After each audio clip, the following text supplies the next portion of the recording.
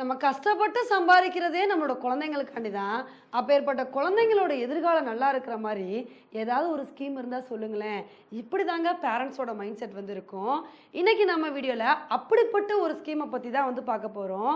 அது என்ன ஸ்கீம் அப்படின்னு கேட்டிங்கன்னா, என்பிஎஸ் வாத்சல்யா ஸ்கீமுங்க. இத வந்து சொன்ன உடனே ஒரு சில பேர் ஆச்சரியப்படலாம். என்னங்க பென்ஷன் ஸ்கீம் வந்து பெரியவங்களுக்கு தானே வந்து கரெக்ட்டா இருக்கும். இந்த பென்ஷன் ஸ்கீம் எப்படி குழந்தைங்களுக்கு ஒர்க் அவுட் ஆகும்? ஒண்ணுமே புரியலையே அப்படின்னு தானே வந்து கேட்குறீங்க.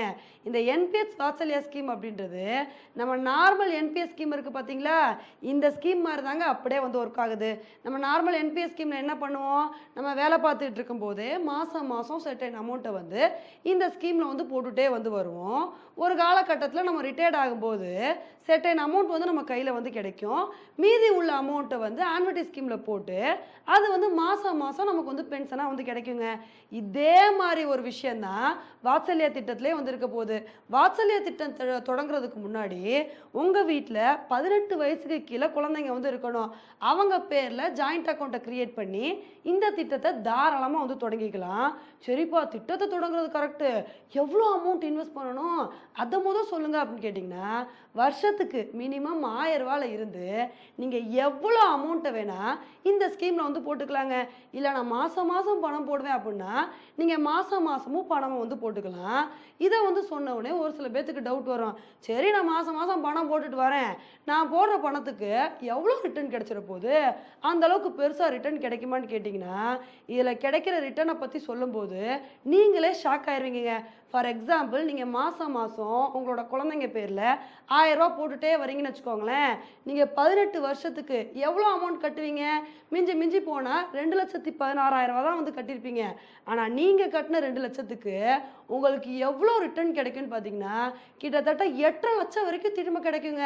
ஏன்னா நீங்க கட்டுற பணத்துக்கு வருஷம் வருஷம் உங்களுக்கு வட்டியே 12.86% வரைக்கும் வந்து கிடைக்குது. அந்த வகையில பார்க்கும்போது நீங்க கட்டுற ரூ. 2,00,000 பணத்துக்கு உங்களுக்கு வட்டி மட்டுமே ரூ. 6,30,000 வரைக்கும் வந்து கிடைக்குங்க. ஸோ அந்த வகையில வந்து பார்க்கும்போது நீங்க கட்டின பணம், வட்டி எல்லாம் சேர்த்து வச்சு பார்க்கும்போது உங்களுக்கு 8,00,000 வரைக்கும் வந்து பணம் வந்து ரிட்டர்ன் கிடைக்கும். இந்த ஒரு விஷயத்த சொன்ன உடனே ஒரு சில பேர் வந்து கேட்கலாம். அப்ப எனக்கு 8,00,000 பணம் கிடைச்சிருச்சுல. 18 வருஷம் நானும் பணம் கட்டிட்டே வந்திருக்கேன். 18 இயர்ஸ்க்கு அப்புறம் இந்த ரூ. 8,00,000 பணத்த அப்படியே நான் லம்பா தூக்கிடலாம்லான்னு கேட்டிங்கன்னா, அதுதாங்க கிடையாது. நீங்க 18 இயர்ஸ் வந்து இந்த ஸ்கீம்ல பணம் போட்டுட்டே வந்தீங்க அப்படின்னா, அதுக்கப்புறம் உங்களுக்கு 2 ஆப்ஷன் வந்து குடுக்குறாங்க. நீங்க வேணும்னா இந்த ஸ்கீம அப்படியே கன்டின்யூ பண்ணிக்கலாம். இல்ல அப்படின்னா நீங்க பணத்த வந்து எடுத்துக்கலாம். இந்த ஸ்கீம எப்படி கன்டின்யூ பண்ணலான்னு கேட்டிங்கன்னா, அதுக்கப்புறம் இண்டிவிஜுவல் அக்கவுண்ட்டா 18 இயர்ஸ்க்கு அப்புறம் மாறிரும். எப்படி பெரியவங்க என்பிஎஸ் ஸ்கீம்ல வந்து மாசம் மாசம் பணம் போட்டுட்டு வராங்களோ, அதே மாரி உங்களோட குழந்தைங்களுக்கும் நீங்க பணத்த போட்டுட்டே வந்து வரலாம். இல்லப்பா எனக்கு வந்து கன்டினியூவா பணம் போடலாம் விருப்பம் இல்ல.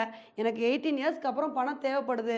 அதனால நான் பணத்த வந்து எடுத்துக்கிறேன் அப்படின்னா, உங்களோட பணம் 2,50,000க்குள்ள இருந்துச்சுன்னு வச்சுக்கோங்களேன், உங்களோட பணம் ஃபுல் அண்ட் ஃபுல் உங்களோட கைக்கு வந்து சேர்ந்துரும். ஆனா உங்களோட பணம் 2,00,000க்கு மேல போயிருச்சுன்னு வச்சுக்கோங்களேன், ஃபுல் அமௌண்ட் வந்து உங்க கைக்கு வந்து வராதுங்க. வெறும் 20% தான் வந்து வரும். ஃபார் எக்ஸாம்பிள் உங்களோட பணம் 8,00,000 இருக்கு அப்படின்னா, இந்த 8,00,000ல 20% எவ்வளோ? 1,69,000 தான் உங்க கைக்கு வந்து கிடைக்கும். அப்போ மீதம் என் பணம் அது என்ன ஆகும் அப்படின்னு கேட்டிங்கன்னா, மீதம் உள்ள 80% பணத்த வந்து ஆன்னுட்டி ஸ்கீம்ல போட்டு மாசம் மாசம் வந்து உங்களுக்கு பென்ஷன் மாரி வந்துகிட்டே வந்து இருக்குங்க. இது எவ்வளோ பெரிய ஒரு நல்ல பெனிஃபிட்டான ஸ்கீம்னு பாருங்க. ஏன்னா 18 இயர்ஸ்க்கு அப்புறம் தான் குழந்தைங்க நெறைய காலேஜ் சேருவாங்க. நல்ல நல்ல விஷயங்களுக்கு வந்து செலவு பண்ணுவாங்க. அந்த மாரி வந்து இருக்கும்போது, உங்களுக்கு அந்த சமயத்துல வந்து லம்பா பணம் வந்து தேவைப்படும். அப்ப நீங்க அந்த 20% பணத்த வந்து யூஸ் பண்ணி நீங்க காலேஜ் ஃபீஸ் இதெல்லாம் வந்து கட்டிக்கலாம்.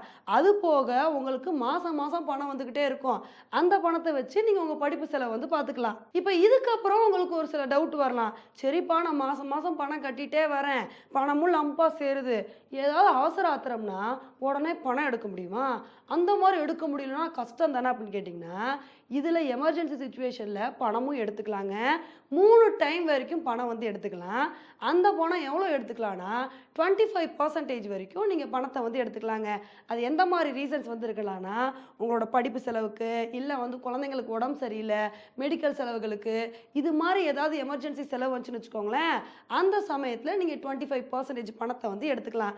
அதனால நம்ம இந்த மாரி திட்டத்துல வந்து பணத்த போட்டுட்டு வந்தோம்னு வச்சுக்கோங்களேன், நம்மளோட குழந்தைங்களுக்கு ரொம்ப ஹெல்ப்ஃபுல்லா வந்து இருக்கும். ஏன்னா பல இடத்துல நம்ம ஃபினான்சியலாக எங்கே தடுமாறுவோம்னு பார்த்தீங்கன்னா, என்னோட குழந்தைக்கு ஃபீஸ் கட்டணும், லம்பாக அமௌண்ட் தேவை, இவ்வளோ டொனேஷன் கேட்குறாங்க, அவ்வளோ ஃபீஸ் கேட்குறாங்கன்னு அந்த இடத்துல தான் நம்ம நிறைய பேர்கிட்ட கடன் வாங்குவோம். தேவையில்லாமல் இன்னொருத்தவங்க கிட்ட கை கட்டி நிற்க வேண்டிய ஒரு சுச்சுவேஷன் வரும்.